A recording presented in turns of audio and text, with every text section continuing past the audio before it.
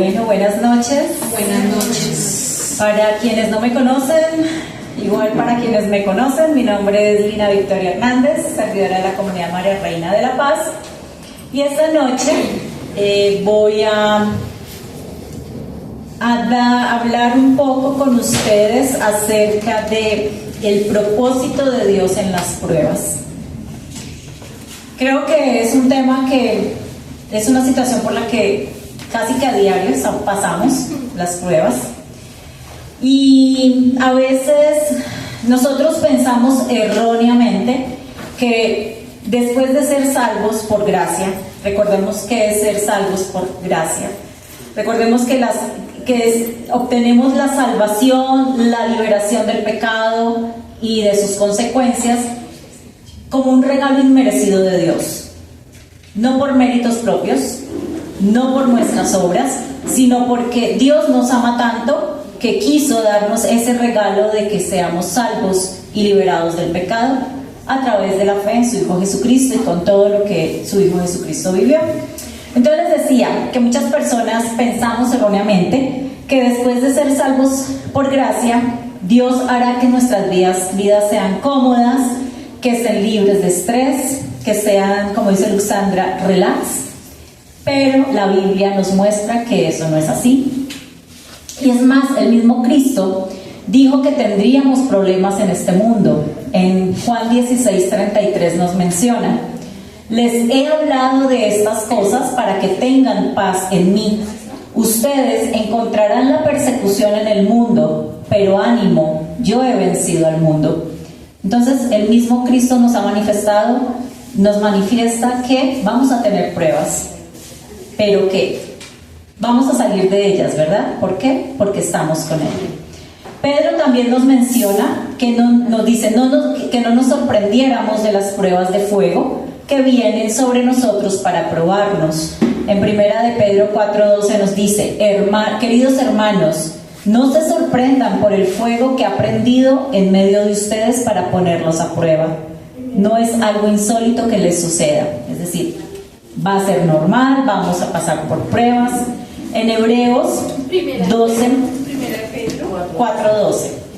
Hebreos 12 del 4 al 11 también nos dice que nuestro Padre Celestial nos disciplina y nos alecciona como sus hijos amados para que podamos participar en la santidad de Él. Entonces es necesario pasar por las pruebas. Santiago nos da un mandamiento de considerar las pruebas con gran gozo. Santiago 1:2 nos dice: considerad como un gran gozo, hermanos míos, el estar rodeados por toda clase de pruebas. Entonces, no tiene sentido pasar por pruebas a no ser que las veamos como una oportunidad de crecer espiritualmente y para lograr nuestra santificación.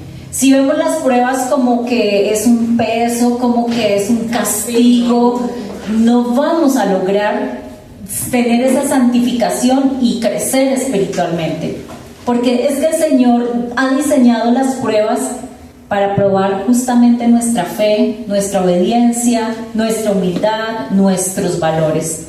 Las pruebas no son un fin en sí mismas, sino son herramientas que Dios nuestro Padre utiliza para moldear nuestro carácter, para moldear esas áreas que necesitamos moldear, porque hay muchas áreas de nuestra vida que necesitan ser cambiadas por nosotros mismos y a veces no sabemos, solo hasta que llegan las pruebas nos damos cuenta.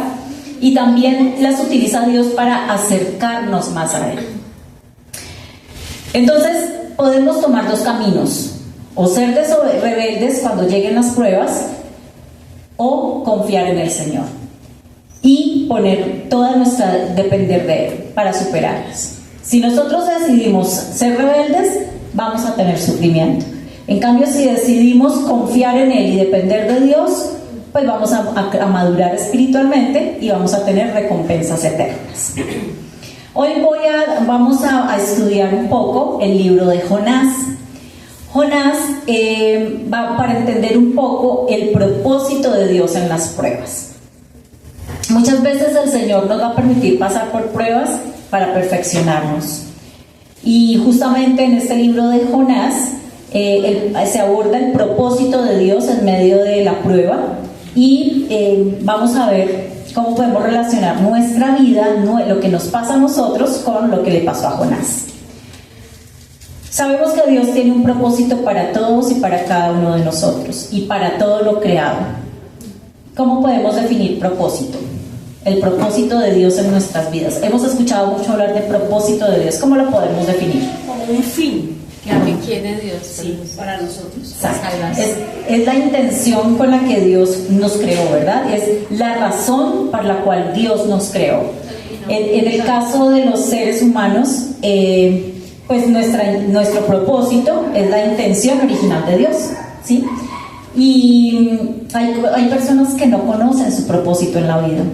Y esas personas a menudo no se entienden, no se aceptan a sí mismas y lo que terminan haciendo es compitiendo con las otras personas, imitar a las otras personas, buscar ocupar el lugar de las otras personas e incluso intentan robar las bendiciones de las otras personas. Son estas personas que no conocen su propósito en la vida, hacen que sean inseguros y que vivan inseguros. Entonces, yo los invito a través de esta enseñanza de Jonás a decidir seguir la voluntad de Dios, incluso frente a las pruebas que en este momento cada uno de ustedes estén enfrentando, que de pronto son ustedes y Dios las saben, y que permitamos que el propósito de Dios se cumpla, que permita que el propósito de Dios se cumpla en sus vidas. Entonces vamos a iniciar con el texto de Jonás, capítulo 1, de los versículos 1 a 2. Dice: la palabra de Yahvé fue dirigida a Jonás, hijo de Amitai, en estos términos: levántate, vete a Nínive, la ciudad grande, y predica contra ellos, porque su maldad ha subido hasta mí. El profeta Jonás, nos lo dice Segunda de Reyes, el profeta Jonás nació en una aldea al norte de Israel, cerca de Nazaret, llamada Gat-Hefer. Jonás fue el único profeta del Antiguo Testamento enviado por Dios a predicar a los gentiles, es decir, a los no judíos. Y pues Jonás, como muchos israelitas, no tenía una buena relación con los asirios, y los ninivitas eran asirios, porque Asiria había pues exigido un tributo a Israel, y pues qué falta de todo ponerle un tributo a la tierra de Dios. Y además porque los asirios eran gente cruel, que eran conocidos por su violencia, incluso contra sus propios conciudadanos. Entonces, cuando el Señor le dice que vaya a Nínive a predicar, pues no le cayó en gracia a Jonás. ¿Y qué pasó? Nos dice Jonás 1:3. Se levantó Jonás, pero fue para huir a Tarsis, lejos de la presencia de Yahvé. Descendió a Jaffa, donde encontró un barco que salía para Tarsis. Pagó su pasaje y se embarcó para irse con ellos a Tarsis, lejos del rostro de Yahvé. ¿Qué hizo Jonás entonces? Pues se fue para donde él consideraba que debía irse, pero no para donde Dios lo había mandado. Y se rehusó, le dijo no a lo que Dios le había mandado, que era a decirle un mensaje a los ninivitas. Y yo creo que para todos es consciente, es cierto, y lo tenemos muy claro, que es una necedad pensar que podemos rehusarnos a la voluntad de Dios. O que podemos escondernos, o que podemos emprender nuestra propia ruta y tener éxito. Nadie jamás va a poder escapar de esa responsabilidad de estar. Puede ser que uno se vaya y se esconda, pero el día del final del juicio tenemos que rendir cuentas, y ahí es donde el Señor nos va a decir: venga, ¿dónde estaba cuando yo lo mandé para tal parte? También nosotros podemos pensar que ir en contra de lo que Dios demanda pues nos está saliendo bien, ¿no es cierto? Chévere, pero también es seguro que en algún momento vamos a caer, no va a ser para siempre. Entonces obedecer a Dios no es opcional, pero tampoco lo tomemos como que es algo harto, ¿no? Ay, es que me toca, no, algo que me toca hacer, no. Incluso el mismo Señor Jesucristo dijo que su yugo es fácil y su carga ligera, ¿verdad?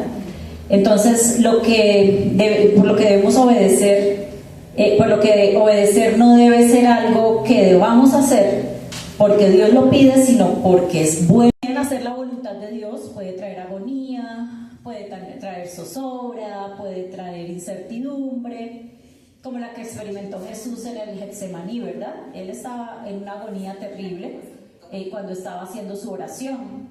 Pero, ¿qué dijo Jesús en ese momento? Señor, si puedes aparte de mí este cáliz, pero que no se haga mi voluntad, sino la tuya. Entonces eso es lo que nosotros debemos pedirle siempre al Señor, así la prueba sea tan dura que nos traiga agonía. Después nos menciona el texto que el capitán despertó a Jonás y le dijo que clamara a su Dios, y es ahí cuando esta lección llega a nosotros. Dios permite que la prueba venga para despertarnos espiritualmente. A veces estamos en un letargo espiritual, a veces estamos en una inercia espiritual que ni siquiera nosotros mismos nos hemos dado cuenta. En parsimoniando, durmiendo, en inercia. Hoy el Señor nos dice levántate, clamemos a Dios. Y estamos en ese estado de inercia, de sueño, de dormirnos en los laureles. Levántate, nos dice hoy el Señor, clamemos a Él, porque Él está ahí siempre, esperando, porque nosotros despertemos y lo busquemos. Después nos dice en Jonás del 7 al 10, capítulo 1 del 7 al 10. Después se dijeron unos a otros, echemos suertes para saber quién nos trajo ese mal. Echaron suertes y la suerte cayó en Jonás. Entonces le dijeron, tiene que haber un causante de nuestra desgracia. Enséñanos pues cuál es tu oficio y de dónde vienes, cuál es tu país y de qué pueblo eres. Entonces empezó a decirles, soy hebreo y temo a Yahvé, Dios del cielo, que hizo el mar y los continentes. Aquellos hombres tuvieron gran miedo y le dijeron, ¿qué es lo que has hecho? Pues ahora esos hombres sabían que huía de la presencia de Yahvé. Vamos con la segunda enseñanza. La prueba tiene el propósito de corregirnos en la relación con la voluntad de Dios. Después de que los marineros echaron suertes a ver de quién era la culpa, ellos sabían, o sea, si esto nos está pasando es porque hay alguien que tiene por acá su pecado. Cuando ya se dieron cuenta que era Jonás, entonces Jonás les responde muy sabiamente, temo a Yahvé, Dios del cielo, que hizo el mar y los continentes. Estaba Jonás diciendo que no servía a un Dios limitado, él adoraba a un Dios que era soberano y que era el rey y el dueño del cielo, de la tierra y de los mares. Los pobres marineros quedaron más asustados todavía de lo que estaban. Entonces aquí Dios les permite todo esto para que Jonás como que recapacitara en lo que había hecho, en que era serio lo que había hecho, en que corrigiera su camino. Y esto nos lleva a la idea de que las dificultades y las pruebas que enfrentamos en la vida pueden servir como herramienta para ayudarnos a entender y alinearnos mejor con la voluntad divina. Muchas veces esas pruebas lo que nos están haciendo es corregirnos del camino que hemos desviado. Pueden revelar áreas en nuestra vida donde estamos desobedeciendo o apartándonos de Dios, pero a veces nosotros ni siquiera lo notamos. Las pruebas el Señor también las usa para llevarnos a ser obedientes y alinearnos con sus propósitos. Jonás del 1 del 11 al 16. Le dijeron, ¿qué haremos contigo para que se calme el mar? Pues el mar se embravecía. Jonás les contestó, llévenme y arrójenme al mar y éste se calmará, porque sé que por culpa mía les ha sobrevenido esta tempestad. Pues por más que los marineros se esforzaban remando para alcanzar tierra, no podían, y el mar cada vez se ponía más agitado. Entonces invocaron a Yahvé y le dijeron: oh Yahvé, no nos hagas perecer a todos por causa de este hombre, ni nos consideres culpables de su muerte, ya que tú, Yahvé, has obrado todo según deseabas. Luego, llevando a Jonás, lo tiraron al mar, y el mar calmó su furia. Aquellos hombres temieron a Yahvé y con gran respeto le ofrecieron un sacrificio y le hicieron votos. Otro mensaje. La prueba tiene el propósito de protegernos frente a las adversidades. Entonces, hemos visto cómo lo arrojan al final. Ellos no querían hacerlo, tanto que intentaron remar hacia la tierra, pero no fue posible. Al final dijeron: no hay otra opción, Señor, perdónanos, pero nos tocó botar a este hombrecito al mar. Entonces lo botaron al mar y la tormenta cesó, ¿verdad? ¿Y qué pasó al final? Que esos marineros terminaron adorando también a Yahvé. Se convirtieron. ¿A través de qué? De una prueba. Porque ellos también la vieron grave, ellos también pensaron que se iban a ahogar. Y al final, viendo cómo obraba el Señor, cómo obraba Yahvé, se convirtieron. Jonás 2, del 1 al 10. Yahvé ordenó a un gran pez que tragara a Jonás, y Jonás estuvo 3 días y 3 noches en el vientre del pez. Entonces Jonás dirigió esta oración a Yahvé, su Dios, desde el vientre del pez: en mi angustia llamé a Yahvé y me respondió. Grité desde el lugar de los muertos y tú oíste mi voz. Me habías arrojado en el corazón del mar y la corriente me cercaba. Tus olas y tus remolinos pasaban sobre mí. Y dije: he sido arrojado de tu presencia, nunca más veré tu santo templo. Me subían las aguas hasta el cuello, el abismo me rodeaba, las algas se enredaban en mi cabeza. A las raíces de los montes descendí, al país cuyos cerrojos se cierran para siempre, pero me hiciste subir de la fosa, oh Yahvé mi Dios.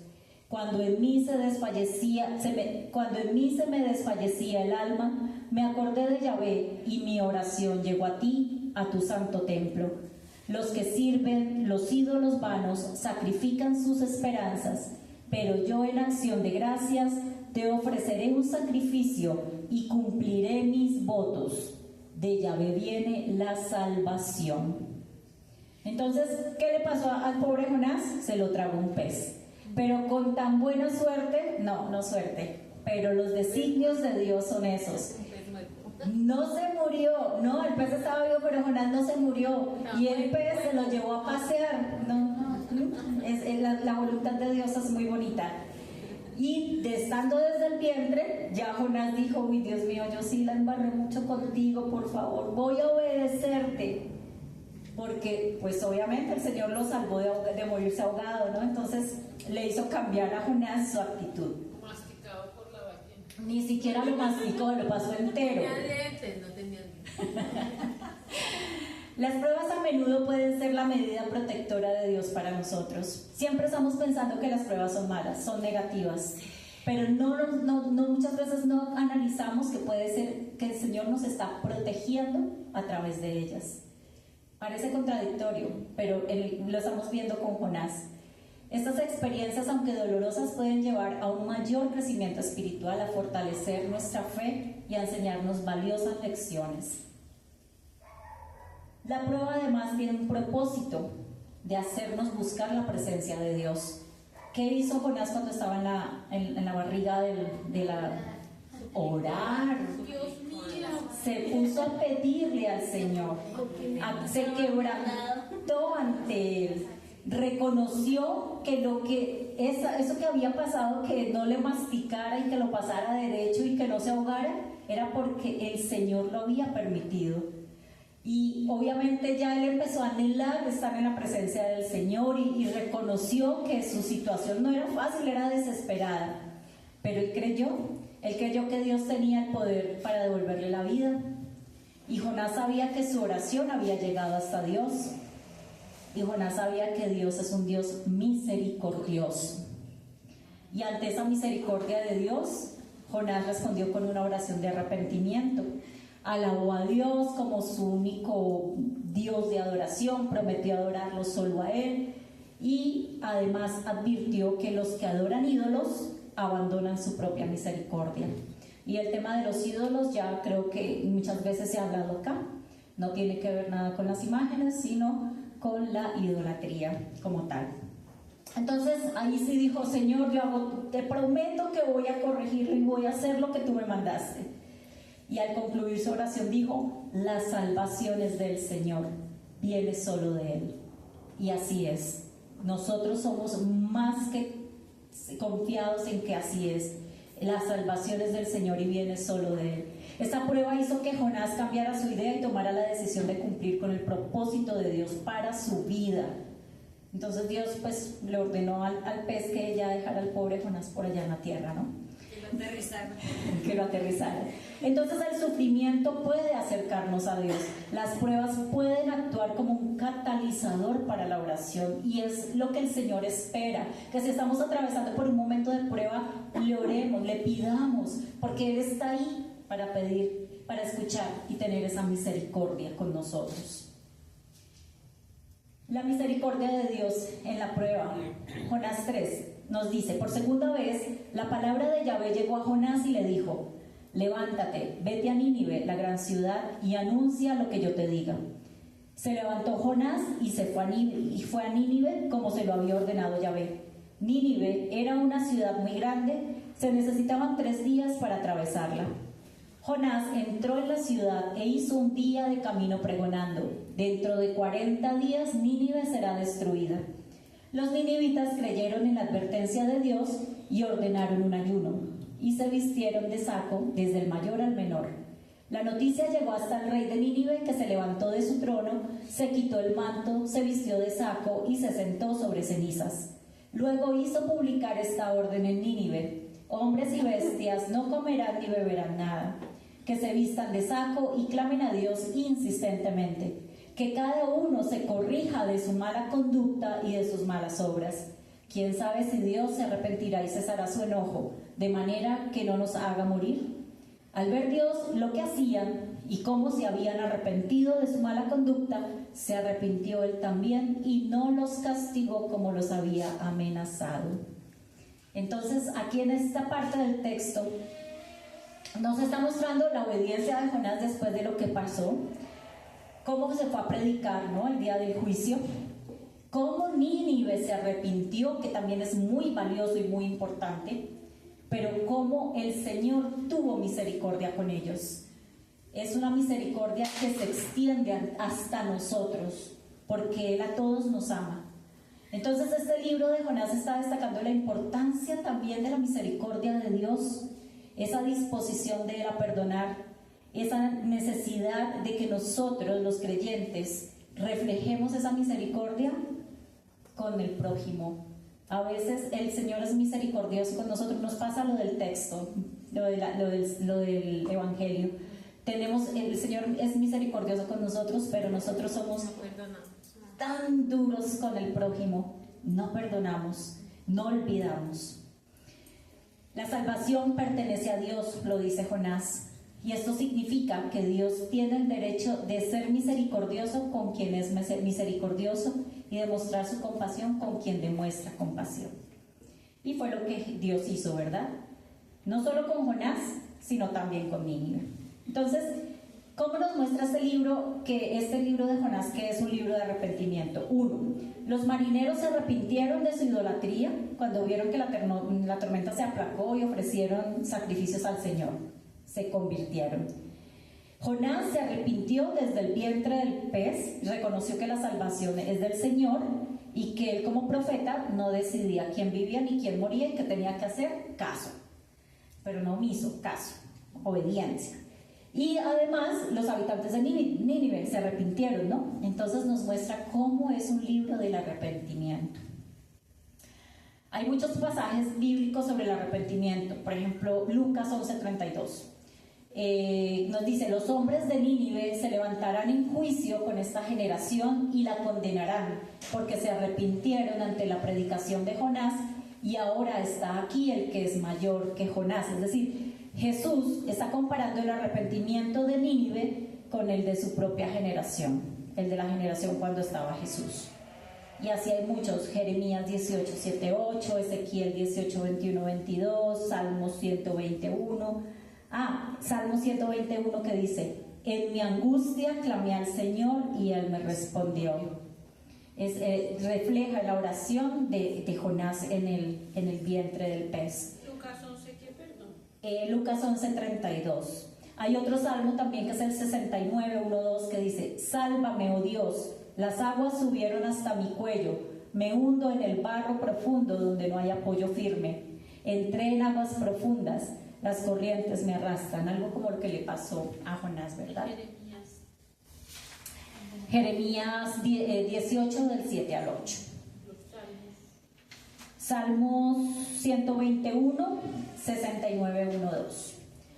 Al final, en el capítulo 4, nos narra que a Jonás no le gustó nada y se enojó. Se dirigió a Yahvé y le dijo: Yahvé, es exactamente lo que yo preveía cuando estaba todavía en mi tierra, y por eso traté de huir a Tarsis. Yo sabía que tú eres un Dios clemente y misericordioso, paciente y lleno de bondad, siempre dispuesto a perdonar. Que no se nos olvide, eso es Dios. Dios es clemente y misericordioso, es lleno de bondad y siempre está dispuesto a perdonar. Ahora Jenny me contaba una anécdota, no sé qué, pero no sé si me acuerdo bien de ella, que un sacerdote estaba confesando ¿a quién? A Santa Margarita de Alacoque. Bueno, estaba confesando a Santa Margarita de Alacoque y le dijo, ella le dijo que el Señor se había hablado con ella. Y entonces el sacerdote, pues muy escéptico, le dijo: bueno, si es verdad, vaya y le pregunta cuál fue el último pecado que yo confesé. Y entonces ella volvió y le dijo: ya sabe. Y ella le dijo: sí, ya sé cuál es sí, ya le pregunté, pero que el Señor no se acuerda. Él tiene muy mala memoria para recordar los pecados. Usted ya se confesó entonces. Entonces, ¿a qué vamos? A que el Señor perdona. Busquémoslo en el sacramento de la reconciliación, que Él nos perdona porque es un Dios de misericordia. Para concluir, las lecciones que hemos aprendido. 1. No podemos huir de Dios. Jonás intentó irse lo más lejos posible, a ver si Dios se olvidaba que lo había mandado a eso, a ver si Dios no se acordaba que era que lo había mandado. Pero Dios está en todas partes, ¿no? Él es omnipresente y no podemos huir de Él. 2. Dios perdona a los que se arrepienten de corazón. Los ninivitas escucharon la advertencia de Jonás y se arrepintieron ante Dios y Él los perdonó. Dios nunca rechaza un corazón contrito y humillado, nos dice el Salmo 51. 3. Dios ama hasta a los que nos parecen menos amables y les ofrece su salvación. Recordemos que los ninivitas eran muy malos, ¿no? Nos contaba el texto, mirábamos que los ninivitas eran malos, eran perversos, eran violentos. Ni por eso el Señor fue malo con ellos. Él los ama a todos, sin importar lo que hayamos hecho. Él perdonó la vida de Jonás, perdonó a los ninivitas, nos va a perdonar a nosotros también. 4. Dios desea y espera la obediencia de sus hijos. Si amamos a Dios, si nos llamamos ser sus hijos, debemos obedecerle. Así como nosotros fuimos obedientes con nuestros padres terrenales, mucho más con Dios. La desobediencia trae consecuencias, y estas no solamente pueden perjudicarnos a nosotros, sino a los que están a nuestro alrededor, a los que están en nuestra familia. Entonces tenemos que, cuando Dios nos manda a hacer algo, obedecerle. Recordemos, Él es omnipresente, Él conoce nuestros pensamientos, nuestro corazón, y sabe si estamos obedeciendo con disposición o a regañadientas. Él todo lo conoce, todo lo ve, no nos podemos escapar de Él. Y 5, Dios es misericordioso. Dios escucha nuestras oraciones. Él escuchó la oración de Jonás, estando en la ballena, allá en la panza de la ballena. Mucho más nos va a escuchar a nosotros. Él es misericordioso. No quiere ni siquiera que los malos se pierdan. Entonces, es el momento de que tomemos conciencia de todas estas cosas para que mejoremos nuestra relación con Dios si está deteriorada, para que la reforcemos si la hemos dejado, si estamos dormidos nos despertemos, y que no se nos olvide que nos ama. Yo recuerdo, hace pocos, algunos saben, pasamos por una situación difícil en mi familia. Mi sobrina de 31 años falleció por una enfermedad hace menos de un mes. El día que ella falleció, fue el 12 de junio, nos fuimos con mi esposo para la iglesia del Señor de los Milagros, que queda en Teusaquillo, y entramos a la Eucaristía. Le pusimos como intención, pues por la salud de ella. Cuando salimos de la Eucaristía me llamó mi hermano y me dijo: vénganse para el hospital, Camila está muy mal, no va a aguantar. Y nos fuimos para el hospital y efectivamente cuando llegamos ya ella había fallecido. Y yo cuando estaba preparando eso pensaba, yo le pedía al Señor en ese momento, le pedíamos al Señor que la sanara, pero el propósito de que el Señor tenía para ella era otro. Era que ella partiera a su presencia porque pues Él es el Dios de la vida y de la muerte. La necesitaba ya con Él. Y fue tan hermoso ver que aunque mi hermano no es el más católico, entendió que ella, porque ella vivía en Estados Unidos y había llegado hacía 15 días, ella quería venirse a morir acá a su país junto a su papá. Y cómo él entendió eso, como en mi familia, mis papás, no es fácil para uno de papá, mucho menos para un abuelo decir, se muere primero mi hijo, mi nieta que yo. Sí. Y cómo ellos dentro de su dolor entendieron que el Señor era el propósito que tenía el Señor para María Camila. Entonces, bueno, es duro, pero son los propósitos de Dios con las pruebas. Entonces, continuemos, porque Él es grande y nos ama, y todo lo hace de una manera perfecta. Amén. Gloria al Padre, al Hijo y al Espíritu Santo. Como era en un principio, ahora y siempre, por los siglos de los siglos. Hay amitas que son